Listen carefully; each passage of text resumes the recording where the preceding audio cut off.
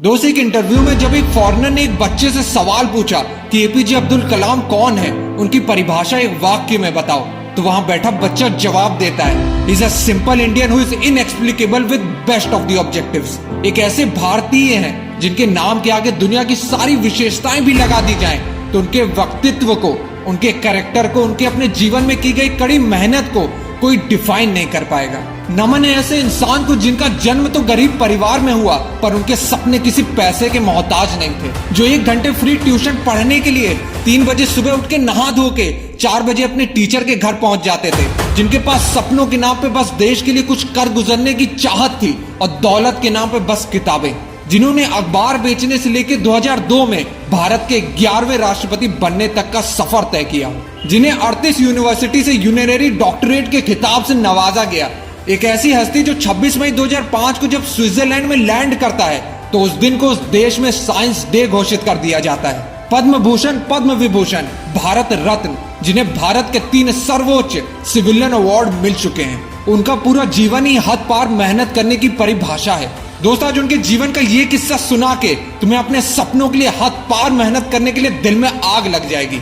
दोस्त, कलाम जी का बचपन से सपना था एयरफोर्स ज्वाइन करने का, और फिर उन्होंने अपनी स्कूलिंग खत्म करने के बाद Madras institute of technology MIT university join की, जहां वो अपने 6 दोस्तों के साथ एक प्रोजेक्ट में फाइटर एयरक्राफ्ट बनाने के डिजाइन पे काम कर रहे थे। तभी उनके प्रोफेसर श्रीनिवासन उनके प्रोजेक्ट रिव्यू करने के लिए वहां पहुंच गए और प्रोजेक्ट का डिजाइन और प्रोग्रेस देख के उनके टीचर कलाम जी से बहुत निराश हो गए और कहा, मैं तुम्हारे काम से बहुत निराश हूं कलाम, और मुझे तुमसे अलग और बेहतर डिजाइन की उम्मीद थी। कलाम जी ने बहुत सारी प्रॉब्लम्स जो एयरक्राफ्ट को डिजाइन करने में आ रही थी वो बताने की कोशिश की, पर प्रोफेसर ने एक भी ना सुनी। फिर कलाम जी ने प्रोफेसर से 1 महीने का और टाइम मांगा इस प्रोजेक्ट को नया और बेहतर डिजाइन बनाने के लिए, पर प्रोफेसर ने कलाम जी की तरफ देखा और कहा कि तुम्हें बस 3 दिन का और समय मिलेगा, और अगर तुमने 3 दिन में इस प्रोजेक्ट को नए डिजाइन के साथ कंप्लीट नहीं किया तो तुम्हें अपनी स्कॉलरशिप से हाथ धोना पड़ेगा। जिस काम के लिए कलाम जी ने 1 महीना मांगा, उस काम के लिए उन्हें 3 दिन की मोहलत मिली।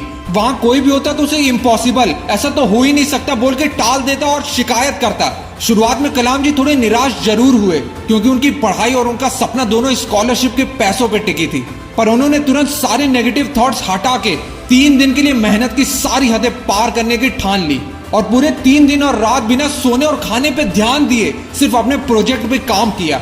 उनका सिर्फ एक ही लक्ष्य था, अपने प्रोजेक्ट को 3 दिन के लिए सिर्फ कंप्लीट ही नहीं, अपने प्रोजेक्ट को कॉलेज का सबसे बेस्ट प्रोजेक्ट बनाना। और 3 दिन के बाद जब प्रोफेसर ने कलाम जी का प्रोजेक्ट देखा तो वो एकदम शॉक्ड हो गए और खुशी से कलाम जी की पीठ थपथपाई और कहा कि मैं जानता हूं कि 3 दिन का टाइम देके मैंने तुम पे बहुत प्रेशर डाला, लेकिन मैं जानता था कि तुम में काबिलियत है। बस ये देखना चाहता था कि तुम में मुश्किल वक्त को सहने की क्षमता है या नहीं, और तुमने खुद को साबित कर दिखाया। दोस्त, कलाम जी कहते थे, one who breaks the limit of their imagination और the one who create history. Imagine the impossible. अपनी सोच की कोई सीमा मत रखो, तुम असंभव भी कर सकते हो। मनुष्य को जीवन में कठिनाइयों का सामना करना पड़ेगा, क्योंकि सफलता का आनंद उठाने के लिए वो आवश्यक है। दोस्त, वो एक दिन था जब कलाम जी ने अपने कॉलेज प्रोजेक्ट में फाइटर एयरक्राफ्ट का बेस्ट डिजाइन बनाया, और ये खुद के सपनों पर विश्वास और कड़ी मेहनत ही थी। जब कलाम जी के जीवन में वो दिन भी आया जब 6 महीने की हार्ड ट्रेनिंग के बाद रियल Su-30 फाइटर प्लेन को उड़ाया और अपने बचपन के सपने को पंख लगाया। दोस्त, जीवन ऐसा जियो कि आपके मरने के बाद भी लोग आपको सदियों तक याद रखें। दोस्त, अगर तुम्हारे अंदर भी अपने सपनों को लेके ऐसी आग है तो कलाम जी की इस बात को समझो कि जिंदगी में एक लक्ष्य रखो और लगातार ज्ञान प्राप्त करते रहो, कड़ी मेहनत करो और महान जीवन को प्राप्त करने के लिए दृढ़ रहो। महान लक्ष्य के सामने महान कठिनाइयां भी आएंगी, पर इसका मतलब असंभव नहीं है। इसका सीधा मतलब है आपको कड़ी मेहनत करनी पड़ेगी, और तुम्हारी मेहनत ही तुम्हारे कल के सपनों की चाबी होगी।